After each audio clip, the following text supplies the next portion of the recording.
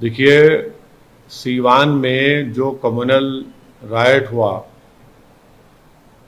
और उसके वीडियो सारी दुनिया ने देखे कि कौन किसके मकान पर, दुकान पर, मोटरसाइकिल पर डैमेज कर रहा है और तोड़म फाड़ी कर रहा है, वो कौन लोग हैं।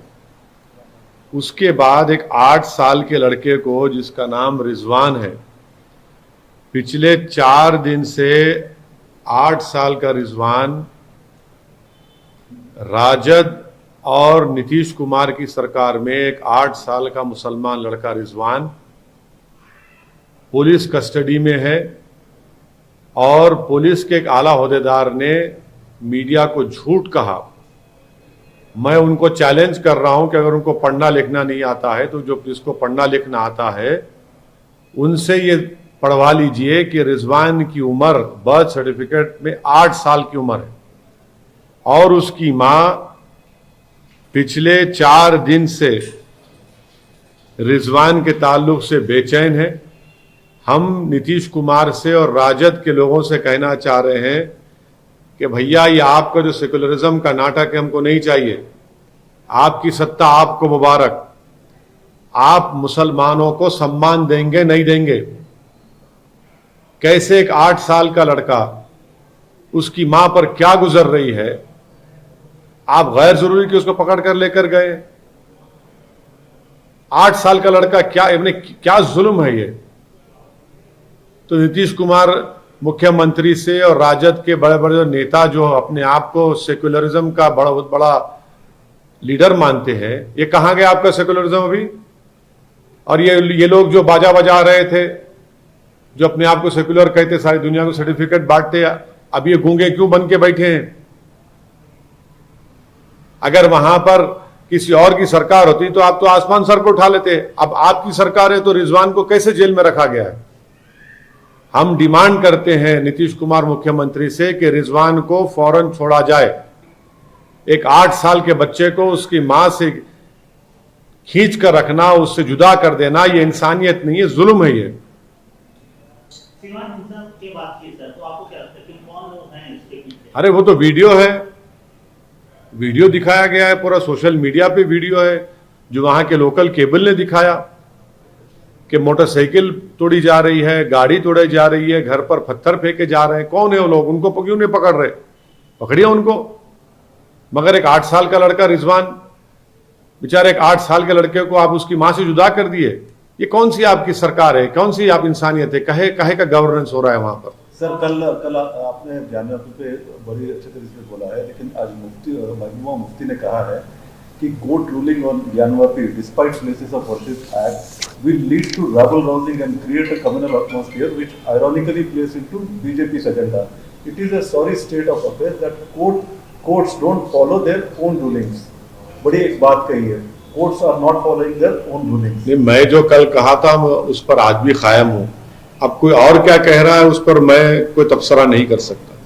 मुफ्ती साहिबा ने एक और बात कही है सर, उन्होंने इशारा में बोला कि गुलाम नबी आजाद जो है बीजेपी के एजेंडे पे काम कर रहे हैं। अब वो कौन बीजेपी के एजेंडे पे काम कर रहा है नहीं मालूम, मगर ये बात तो सच है कि महबूबा मुफ्ती की पार्टी बीजेपी के साथ सरकार बनाई थी ना सर, पास में। हाँ, हम देखिए, ऐसा है ना कि जब नहीं है तो दूध के धुले हो जाते हैं, तो प्रॉब्लम है वो। सर, सेंट्रल विस्टा बनाया गया, इतना बढ़िया से उसका उद्घाटन हुआ, इतना अच्छा काम हो रहा है। आप लोगों ने बीच में एक आप और तेलंगाना सरकार ने बीच में ये कौन सा नया पैंतरा है सर कि बिल्डिंग का नाम ये रखा जाए, वो रखा जाए? मुझे अफसोस इस बात का है कि आपको इस तरह सवाल करना पड़ रहा है कि पैंतरा क्या है ये। भाई, जो भारत रत्ना है, जिसने भारत को संविधान दिया है, संविधान बनाया है, जो मेरे ख्याल से इस देश का अब तक के बहुत बड़ा लीडर है, गांधी से बड़ा लीडर है वो, और उसका नाम बाबा साहेब अम्बेडकर है। हमारी पार्टी ने भी तेलंगाना असेंबली में उस रेजोल्यूशन को सपोर्ट किया है और हम केंद्र सरकार से ये अपील करते हैं कि जो नई पार्लियामेंट की बिल्डिंग बनाई जा रही है उसका नाम बाबा साहेब अम्बेडकर के नाम से रखा जाए, क्योंकि जो पार्लियामेंट चलती है ना, तो वो तो संविधान से ही चलती है, वो तो उसको बोलते हैं कि ये सबसे बड़ी पंचायत है, डेमोक्रेसी का वो सबसे बड़ा सेंटर है। तो वहाँ पर उस बिल्डिंग का, नई बिल्डिंग का नाम बाबा साहेब अम्बेडकर के नाम पर रखना चाहिए। बल्कि मैं तो तेलंगाना के मुख्यमंत्री का शुक्रिया भी अदा करता हूँ कि उन्होंने इस तरह का रेजोल्यूशन तेलंगाना की विधानसभा में पास किया। और हम उम्मीद करते हैं कि तेलंगाना की सरकार भी जो नई सेक्रेटेरिएट की बिल्डिंग बन रही है उसका भी नाम हम सीएम से ये अपील करते हैं कि वो बाबा साहेब अम्बेडकर के नाम से उसको रख दिया जाए, नए सेक्रेटेरिएट की बिल्डिंग को। नहीं सर, इस पे पॉलिटिक्स क्यों हो रहा है? क्यों रखना चाहिए? नाम क्यों देना चाहिए? नहीं, आपको तकलीफ क्या है? अम्बेडकर के नाम से आपको इतनी तकलीफ क्यों हो रही है? नहीं सर, नाम से तकलीफ नहीं है। आप कई मसलों पे नाम चेंज करने, रास्ते का नाम चेंज करना, इसका नाम चेंज करने पे आप मुखालफत करते रहे, तो ये नाम की राजनीति करने का जरूरत क्या है? देखिए, नाम चेंज तो नहीं हो रहा है ना, नाम रखा जा रहा है। नाम चेंज किसका हो रहा है? नाम तो है ही नहीं वहां पर। भारत की पार्लियामेंट की नई बिल्डिंग जो बन रही है, जिसका प्रधानमंत्री फाउंडेशन स्टोन भी डाले और ऊपर भी जाकर उन्होंने तस्वीर भी ली, तो बिल्डिंग का नाम रखने की बात कर रहे हैं। कमलनाथ है सर, मध्य प्रदेश के पूर्व मुख्यमंत्री मालवा का दौरा कर रहे हैं, मंदिर में जाते हैं, तो सवाल किया जाता है सब हिंदुत्व के ऊपर। उनका जवाब था कि क्या हिंदुत्व का ठेका बीजेपी ने ले रखा? सॉफ्ट हिंदुत्व पे सवाल था, कांग्रेस के सॉफ्ट हिंदुत्व पे बोलते हिंदुत्व का ठेका बीजेपी ने ले रखा। आप इस पर कैसे रिएक्ट? नहीं, मैं कमलनाथ साहब की सच्चाई की तारीफ करता हूं। उन्होंने ये कहकर बतला दिया कि वो भी हिंदुत्व की आइडियोलॉजी पर ही चलते हैं। तो अच्छा हुआ ना कि दिल की बात जो छुपी हुई थी उनके जबान पे आ ही गई। तो अंग्रेजी में उसको कहते हैं फ्रॉइडन स्लिप। तो वो बोल ही दिए, वो इकरार कर लिए कि वो उनकी पार्टी हिंदुत्व की आइडियोलॉजी जिसको सावरकर ने अपनी किताब में लिखा था उस पर वो चलते हैं। सर, मदरसों का जो सर्वे हो रहा है उत्तर प्रदेश में बदस्तूर जारी है, आप लोगों के विरोध और एतराज के बावजूद ठीक उसी तरह जारी है जिस तरह से बुलडोजर आसाम में बुलडोजर चला मदरसे को। नहीं, मेरी पार्टी का स्टैंड ये है कि वो सर्वे गलत है। सर्वे एक टारगेटेड सर्वे है मुस्लिम समुदाय के खिलाफ। अगर सर्वे होना तो प्राइवेट स्कूल का होना चाहिए, मिशनरी स्कूल्स का होना चाहिए, गवर्नमेंट के स्कूल का होना चाहिए, सबका, आरएसएस के स्कूलों का होना चाहिए। आप सिर्फ एक समुदाय के अनएडेड मदरसों का सर्वे कर रहे हैं, तो ये टारगेटेड सर्वे है। मेरा मानना ये गलत है। ये सर, आपने इसी जगह पर हमसे बात करते हुए, मुखातिब होते हुए हमसे उनको बोला था कि चाइना के साथ आपने अंदेशा जताया था कि चाइना के साथ जंग हो सकती है। अब तो डिसएंगेजमेंट हो रहा है सर ओबरा और हॉट स्प्रिंग में। पहले तो यह है कि प्रधानमंत्री को देश को बताना चाहिए कि उन्होंने आप ही मीडिया के लोगों के सामने आकर कहा था कि ना कोई घुसा है ना कोई घुसेगा, नंबर 1। अब जब कोई घुसा नहीं है तो फिर हॉट स्प्रिंग से क्या कोई शयातीन थे जो पीछे हट रहे हैं? वो घुसे हुए थे, आज भी घुसे हुए हैं चीन की फौज। अब देश, बीजेपी की सरकार कह रही है कि हमने 15-16 राउंड बात करके डिसएंगेजमेंट हुआ है। अब देश को बताना पड़ेगा कि डिसएंगेजमेंट और डी एस्केलेशन के माने क्या होते हैं, और देश को यह भी बताना पड़ेगा कि चीन ये कह रहा है कि हम नहीं घुसे, वो उल्टा भारत पर इल्जाम लगा रहा है, झूठा इल्जाम। देखिए, डिसएंगेजमेंट हुआ है, डी एस्केलेशन नहीं हुआ है। डी एस्केलेशन होना बहुत जरूरी है। डी एस्केलेशन होगा तो उसका मतलब यह है कि 30 से 40 किलोमीटर, अब क्या स्थिति है कि 50,000 फौज भारत की और चीन की आंख में आंख डालकर एक दूसरे को देख रही है। तो डी एस्केलेशन होना चाहिए था। और ये झूठ, बीजेपी और प्रधानमंत्री ने कहा, वो देश को झूठ साबित हुआ कि कुछ घुसा ही नहीं है। वो घुसे हुए, आज भी घुसे हुए हैं। और सबसे महत्वपूर्ण और अहम बात यह है, तो क्या हमारे लिए डेमचौक और डेप्सांग हम क्या छोड़ देंगे उसको चीन के लिए? डेमचौक और डेप्सांग के कब हटेगा बताइए? हमारे लिए तो बहुत इंपॉर्टेंट है। और ये क्या हम चीन के आगे क्यों झुक रहे हैं? हमको चीन के आगे झुकने की जरूरत नहीं है, ये हमारी जमीन है, भारत की जमीन है। तो ये इस बात को समझने की जरूरत है कि डिसएंगेजमेंट में और डी एस्केलेशन में जमीन आसमान का फर्क है। सर, चाइना और चीन के राष्ट्रपति और हमारे प्रधानमंत्री दोनों एक समिट में, इंटरनेशनल समिट में आमने सामने होंगे, दोनों के बीच में बातचीत तो अगर बातचीत होगी तो इसका ये मतलब निकाल सकते, और मैं ये कह रहा हूं कि इसका मतलब यही निकलेगा कि देश के प्रधानमंत्री ने भारत का वो जो इलाका डेप्सांग और डेमचौक का है वो चीन के हवाले कर दिया, चीन से डरकर उनसे हवाले कर दिया। जब तक पीएलए चीन की फौज डेप्सांग और डेमचौक में रहेगी, प्रधानमंत्री को नहीं मिलना चाहिए, क्योंकि प्रधानमंत्री ने देश को कहा था कोई घुसा नहीं है, तो वो तो घुसे हुए। जब सिचुएशन नॉर्मल नहीं है तो क्या हम उनसे मिलकर क्या हम उसको कर लेंगे? और याद रखिए, प्रधानमंत्री बार बार, प्रधानमंत्री हो, रक्षा मंत्री, सब ये कह रहे हैं, इंक्लूडिंग एक्सटर्नल अफेयर मिनिस्टर, कि स्टेटस को एंटी रेस्टोर होना चाहिए। क्या स्टेटस को एंटी रेस्टोर हो रहा है? अगर प्रधानमंत्री को नहीं मिलना चाहिए, मेरी राय है कि प्रधानमंत्री को नहीं मिलना चाहिए जब तक के डेप्सांग और डेमचौक से चीन की फौज नहीं हटेगी और डी एस्केलेशन नहीं होगा। डी एस्केलेशन जरूरी है, डिसएंगेजमेंट नहीं है। पर इस मुद्दे का हल तो सर दो राष्ट्र प्रमुखों को मिलकर, अगर वो लोग इंटरनेशनल प्लेटफॉर्म 18 मरतबा भारत के प्रधानमंत्री चीन से मिले हैं। आखिर ऐसी क्या मोहब्बत है, प्रधानमंत्री क्यों मिलना चाह रहे हैं उनसे, चीन से, चीन के जो शी जिनपिंग से क्या दोस्ती है भाई उनसे? हमारी जमीन पर कब्जा करके बैठा है। हमारे जानवर सर्दी के मौसम में उन जगह पर जाकर ग्रेसिंग नहीं कर सकते। मैं आज भी कह रहा हूं कि हम 8 से 10 गांव खो चुके हैं। चीन 8 से 10 किलोमीटर हमारी भारत की जमीन में आकर बैठा हुआ है। क्यों मिलेंगे हम? नहीं मिलना चाहिए। जब तक डेप्सांग डेमचौक से और इन तमाम इलाकों से जहां पर चीन घुसा हुआ था, वहां पर डी एस्केलेशन होना जरूरी है। बहुत बड़ा फर्क है डी एस्केलेशन में और डिसएंगेजमेंट में। प्रधानमंत्री ने कहा कि है ही नहीं, घुसा ही नहीं, तो अब क्या घुसा है? हमारी सिचुएशन नॉर्मल नहीं है, हमारी फौज वहां भी खड़ी हुई है। तो आपका बिल्कुल क्लियर कट मानना है कि दोनों प्रधानमंत्री को को नहीं मिलना चाहिए, बातचीत कर अगर इस मुद्दे को क्या भाई बातचीत तो 15-16 राउंड की हो चुकी है ना। हमारे 22 सिपाहियों की चीन ने उनको कत्ल कर दिया, उनकी जान ले ली।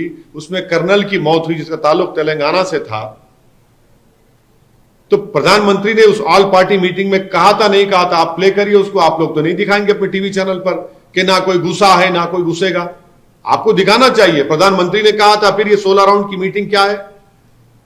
क्या बातचीत हो रही है बताइए। फिर आप एक बात समझिए, 50,000 फौज क्यों खड़ी हुई हमारी बहादुर फौज वहां पर?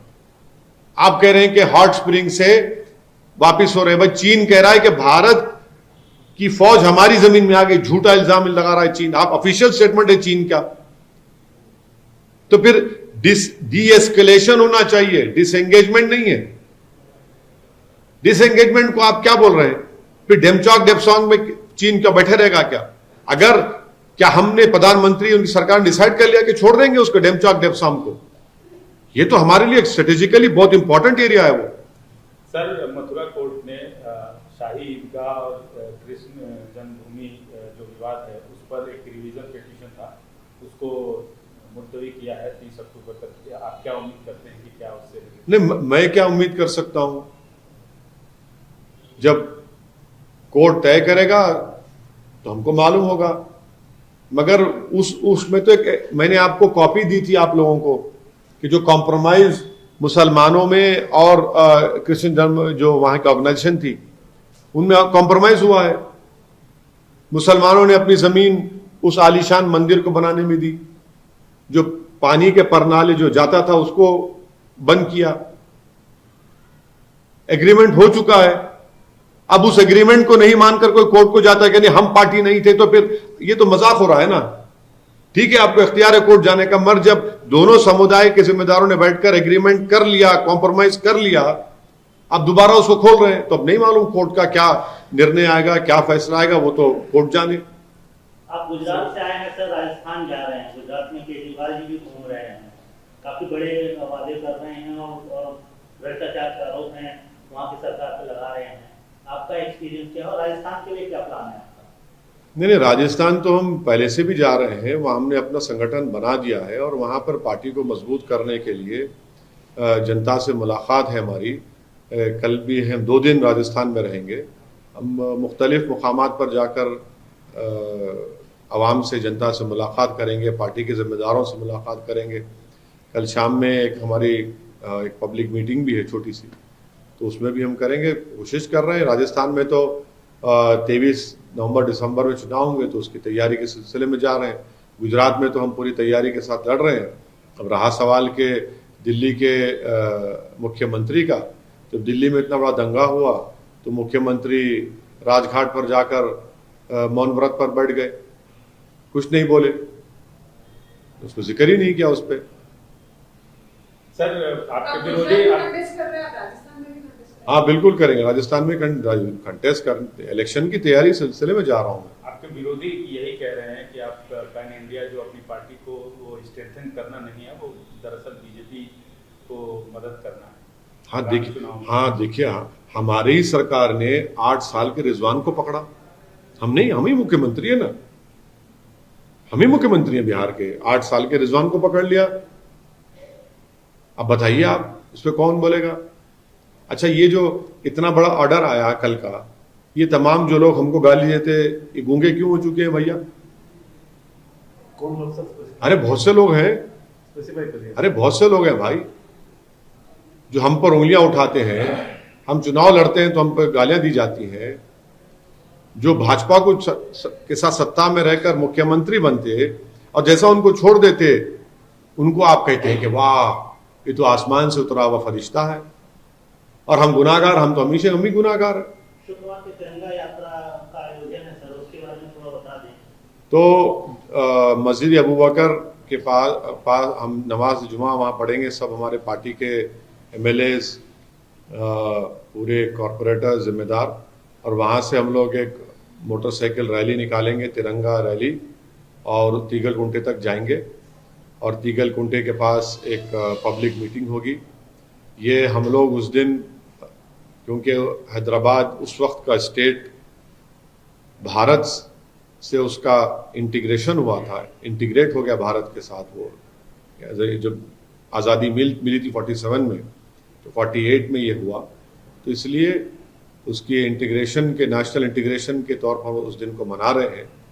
और इसीलिए हम निकल रहे हैं और एक रैली की शक्ल में जाएंगे। और फिर दूसरे दिन तेलंगाना स्टेट गवर्नमेंट की तरफ से जो ऑफिशियल फंक्शन होगा, उसमें भी हम लोग तमाम के तमाम हमारे पार्टी के MLAs, मैं, MLCs, उस प्रोग्राम में भी हम शिरकत करेंगे। Cultural ministry, union cultural ministry में प्रोग्राम ऑर्गेनाइज कर रही है, होम मिनिस्टर उसमें पार्टिसिपेट करेंगे, उसमें भी आप जाएंगे, उससे शिरकत होगी। क्योंकि आप हैदराबाद के सांसद हैं। हाँ, तो अभी लिबरेशन डे है, लिबरेशन डे नहीं, हमारे लिए इंटीग्रेशन का डे है।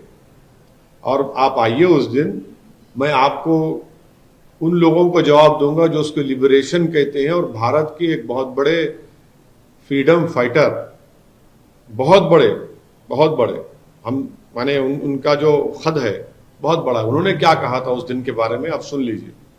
मतलब आप सेंट्रल गवर्नमेंट के प्रोग्राम में पार्टिसिपेट? नहीं, सेंट्रल गवर्नमेंट के प्रोग्राम में जाएं, नहीं, स्टेट गवर्नमेंट के प्रोग्राम में तो हम जा रहे हैं, जो मुख्यमंत्री रख रहे हैं।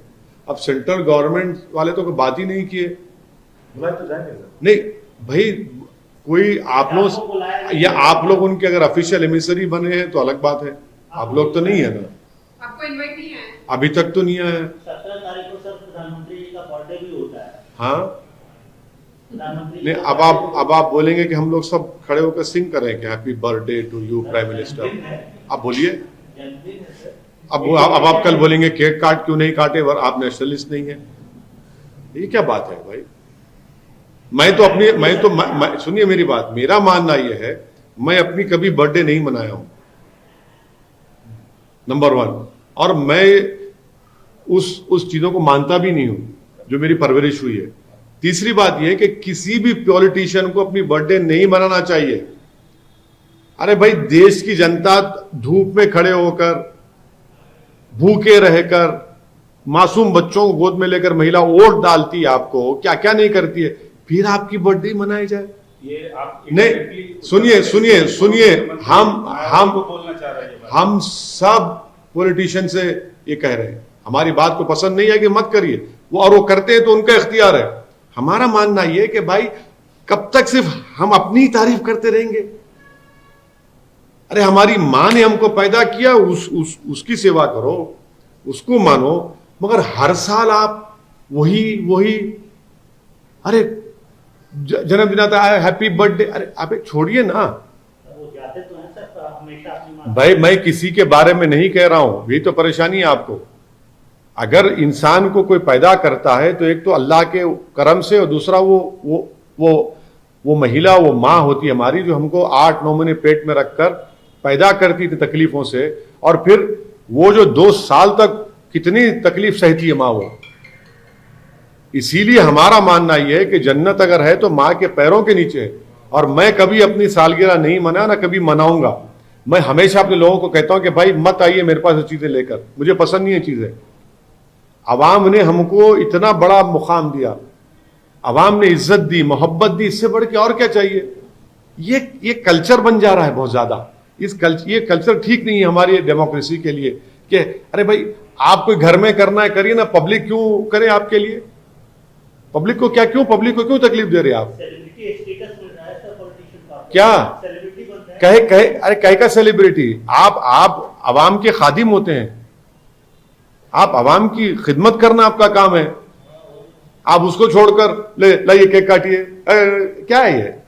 उत्तर प्रदेश की बहुत बड़ी पॉलिटिशियन है बहन सुश्री मायावती, देखिए अपना बिल्कुल वो मनाती हैं, और हम दुआ करते हैं अल्लाह से कि अल्लाह बहन जी को सेहत दे, बहन जी की पार्टी और मजबूत हो जाए उत्तर प्रदेश में, क्योंकि वो पार्टी अगर कमजोर होगी तो दलितों का बहुत बड़ा नुकसान होगा। आपने अभी बर्थडे मनाने की, हाँ, मेरी राय है, मेरी राय नहीं देखिए भाई, आप ये क्यों नहीं कहते कि मोदी जी भी बर्थडे मनाते?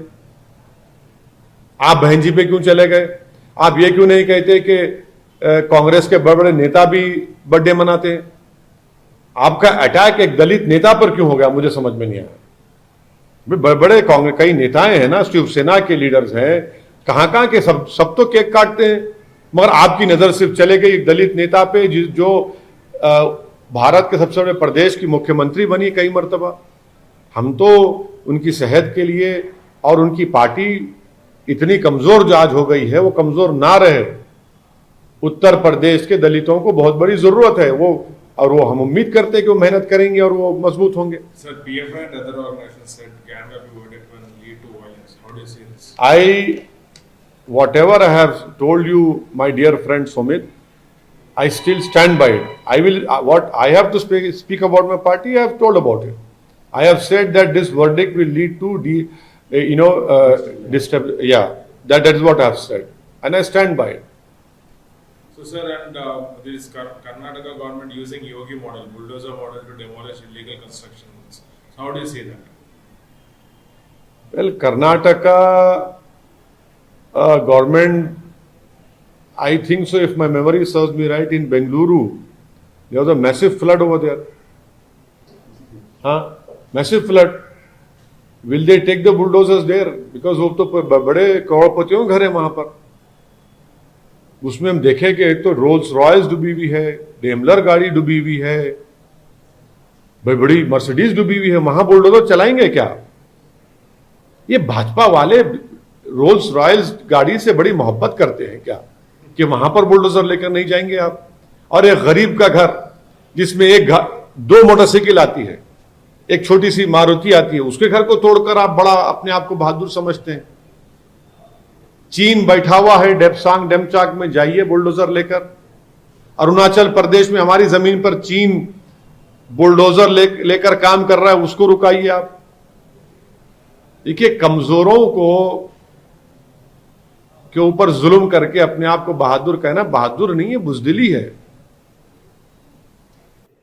सर, तेलंगाना असेंबली में एक और रेजोल्यूशन आज पास हुआ है पार्लियामेंट के अलावा, और वो है कि इलेक्ट्रिसिटी रिफॉर्म्स बिल जो सेंट्रल गवर्नमेंट ला रही है, तेलंगाना चीफ मिनिस्टर ने भी कहा है कि इसको वापस लेना चाहिए और विड्रॉ करना चाहिए। आज असेंबली में उसको रेजोल्यूशन, सबसे पहली बात तो यह है कि क्या भाजपा जो पावर में है दिल्ली में, देश के प्रधानमंत्री नरेंद्र मोदी की सरकार ने किसानों के एजिटेशन में नहीं कहा था कि इसको वापस लिया जाएगा।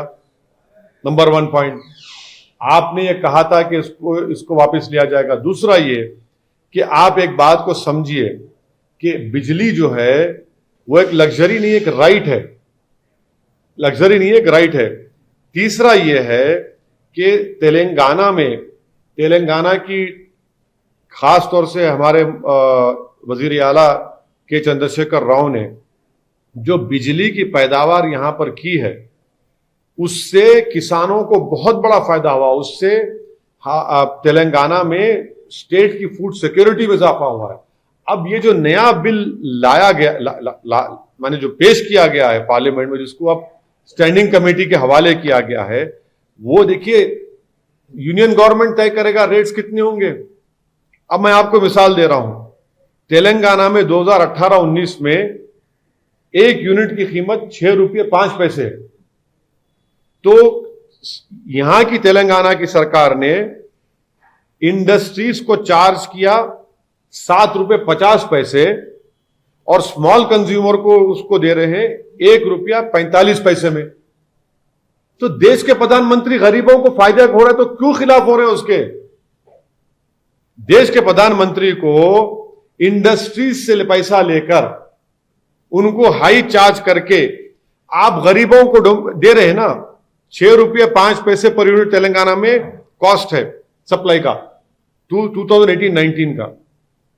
उसको इंडस्ट्रीज को 7 रुपये 50 पैसे यूनिट, स्मॉल कंज्यूमर को 1 रुपया 45 पैसे पर यूनिट पे दिया जा रहा है। तो भाई ये क्यों कर रहे हैं?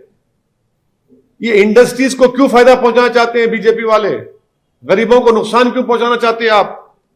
हम जानते हैं कि जिनके एयरक्राफ्ट में प्रधानमंत्री फिरते हैं वो तो पावर किंग बने हुए हैं। अब सुन लीजिए दूसरी बात ये सुन लीजिए कि तेलंगाना में 2018-19 में तेलंगाना की सरकार ने सब्सिडी दी है फार्मर्स को, मुझे लंबा जवाब है, 3,705 करोड़ को 2018-19 में। रिवाइज एस्टिमेट 19-20 का था 5,984 करोड़। 2021 में हुआ 7,587 करोड़। अरे भाई ये जब तेलंगाना की सरकार दे पा रही है तो फिर आपको तकलीफ क्यों हो रही है? भाई तेलंगाना की सरकार इनको दे रही है और उससे फार्मर्स को, गरीबों को, और यहां पर आप तमाम लोगों के घर यहां पर हैं, इसमें से हार्डली आप लोग 2-3 लोग हैदराबाद के होंगे। आप बताइए कि बिजली कभी गई होगी, बारिश हुई तो, मगर सब लोड शेडिंग होती है 5-5 घंटे की, 4-4 घंटे की नहीं होती है ना। तो तेलंगाना को, अच्छा तेलंगाना 99% अपने एनर्जी रिक्वायरमेंट को मीट कर रहा है, हाँ, अब उसके बावजूद भी अब आप देख रहे हैं कि तेलंगाना का जो एग्रीगेट टेक्निकल कमर्शियल लॉसेस है, जो डिस्ट्रीब्यूशन कंपनी को अगर पैसे नहीं मिले वो खाली 10% पर था और यूपी में 20% है। उसका जिम्मेदार कौन है बताइए आप? तो इसीलिए हम कह रहे हैं कि इससे बिजली जो गरीबों को तेलंगाना में जो सरकार दे रही है कम पैसों में, वो कीमतें बढ़ जाएंगी और इससे बहुत बड़ा नुकसान होगा। और आप याद रखिए कि बिजली अगर कीमती हो जाएगी तो कॉस्ट ऑफ लिविंग भी बढ़ जाएगा। अब भाई कभी फायदा तो हो रहा है ना गरीबों का, बिजली है, इंडस्ट्रीज, यहां पर नुकसान क्या है? इसीलिए हम कह रहे हैं कि हम अपील करते हैं कि भाजपा सरकार से कि वो इंडस्ट्रीज के लिए ना करें काम, इंडस्ट्रियलिस्ट के लिए ना करें काम, बल्कि गरीब किसान के लिए, गरीबों के लिए इस बिल को वो स्टैंडिंग कमेटी से ही वापस ले ले, खत्म कर दें उसको। सरकार का कहना है कि इलेक्ट्रिसिटी रिफॉर्म की जरूरत है और कहीं भी किसी भी राज्य को सब्सिडी देने से नहीं रोका गया है बिल में। आप सुनिए, आपको हम उसका जवाब दे देते हैं। आप ये कह रहे हैं कि तेलंगाना की सरकार, जो हमने आपके सामने डेटा ये रखा है कि the provided a subsidy of 3,705 crore through Transco इन 2018-19 और 2021 में 7,587 करोड़ हो गया है। ये बिल ये कह रहा है कि पड़ोसी स्टेट की एक टीम आकर चेक करेगी। अरे तुम क्यों चेक करोगे भाई? आप होते कौन है अब पड़ोसी से आके यहां पर देखने के लिए? ट्रांसपेरेंसी अरे ट्रांसपेरेंसी मैं कर रहा हूं ना। 2003 का जो एक्ट था, 2003 का जो एक्ट था वो क्या था उसको देखने की जरूरत है। 2003 के एक्ट में स्टेट्स को इंपॉर्टेंट पावर्स दिए गए थे to protect vulnerable consumers and ensure a fair pricing policy. अरे भाई जब तेलंगाना में दे सक रहे हैं, आप क्यों पेनलाइज करना चाह रहे हैं? भाई अगर किसी गरीब को, आशीष साहब, ₹1.45 पर यूनिट मिल रहा है, क्या भाजपा और नरेंद्र मोदी ये चाहते हैं कि उनको ₹7.50 पे एक यूनिट मिले? आप बताइए किसका नुकसान होगा इसमें? भाई तेलंगाना में वो है, स्ट्रेंथ है, फाइनेंशियल स्ट्रेंथ है, वो कर रहे हैं और यहां पर इंडस्ट्रीज भी फैल रही हैं। सर खजाना खाली हो रहा है सर सब्सिडीज में। भाई आपको लग रहा है वो खजाना जनता का है, वो किसी एक प्राइम मिनिस्टर का, चीफ मिनिस्टर का नहीं है।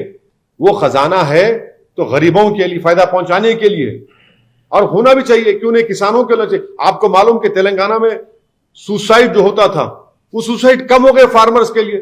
भाई इतनी क्रॉप की पैदावार हो रही है तेलंगाना में, देखिए जाकर आप कितना हो रहा है। सर आप अभी तारीफ कर रहे हैं इलेक्ट्रिसिटी पर इस सरकार की, लेकिन कल आपके एक विधायक ने सवाल उठाया इलेक्ट्रिसिटी को लेकर ही और सीएम से हल्की माइल्ड नोक-झोंक की हुई। क्या हुआ था मेरे को नहीं मालूम क्या हुआ था। वही पावर लोड सेटिंग से हाँ, लोड शेडिंग। देखिए, जो ट्रांसको वालों से, जो उनके सीएमडी रघुमार रेड्डी हैं, उनसे हमारा तो रोज का झगड़ा चलता है मेरा उनसे, क्योंकि कई जगहों पर स्टाफ की जरूरत है। तो नए आपने जोन बना दिए, मैंने डिवीजन बना दिए, तो वहां पर जो इमीडिएटली स्टाफ आना चाहिए, वो कह रहे हैं कि रिक्रूटमेंट हो रहा है, फिर कोई एग्जाम का कुछ गड़बड़ हो गई, तो वो उस पर बातचीत कर रहे हैं। मगर टैरिफ के ऊपर उन्होंने कहा था क्या? टैरिफ पर नहीं कहा। तो उसको ये जो वीकनेसेस हैं वो तो उनको दूर किया जा सकता है आराम से। एससी साउथ और डी को काम करना चाहिए। और एमएलए साहब ने बिल्कुल सही कहा, याकूतपुरा में बास जगहों पर, और एक नया एरिया बनाया गया है बहादुरपुरा में, वट्टेपल्ली से लेकर मइलार्दोपल्ली, वहां पर स्टाफ की जरूरत है, स्टाफ की पोस्टिंग होगी। मगर टैरिफ के ऊपर अगर आप करेंगे तो कितना बड़ा बोझ होगा बताइए। और प्रधानमंत्री से हम अपील कर रहे हैं कि उज्ज्वला स्कीम है, भाई 2 सिलेंडर के आगे कोई ले ही नहीं रहा है, कहां बिजली, फिर क्या होगा बिजली का हाल? किसान तो बर्बाद हो जाएंगे अगर ये कानून बन जाएगा तो।